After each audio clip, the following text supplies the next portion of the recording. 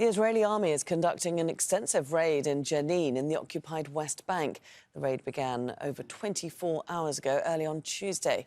7 people have been killed, including at least 4 in a drone strike. The Palestinian Health Ministry said a 13-year-old is also amongst the dead after Israeli forces prevented an ambulance from getting to him. Charles Stratford joins us now from Ramallah. So, Charles, bring us up to speed with what the latest situation is now in Jenin.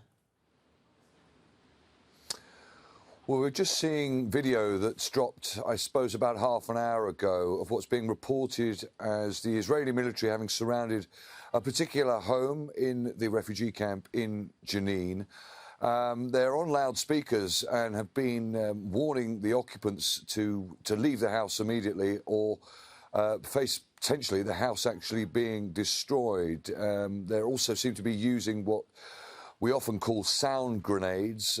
These are these shock explosive devices that can cause damage but are incredibly loud and are used to scare protesters away from areas. We have seen over the last few hours also arrested Palestinians, blindfolded, having been led or being led out of the refugee camp. This raid now is what we're 27 hours at least into it. Started at 3 a.m.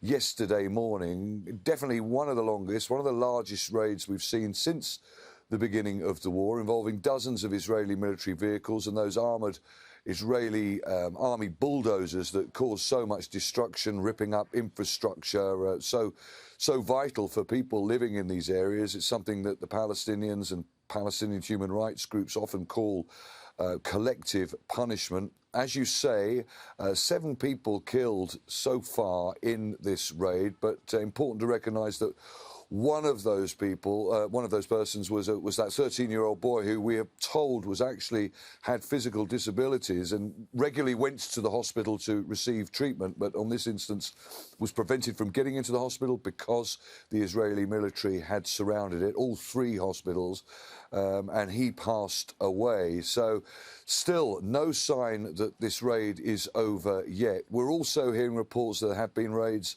in a number of other areas across the occupied West Bank over the course of the last few hours. A raid on Hebron. We understand, according to sources, that at least 5 people arrested in that raid. 3 people also arrested in a raid on Bet Lahem, which the wider world knows as Bethlehem. And within the last hour or so, we could hear again what sounded like those sound bombs, those sound grenades being used.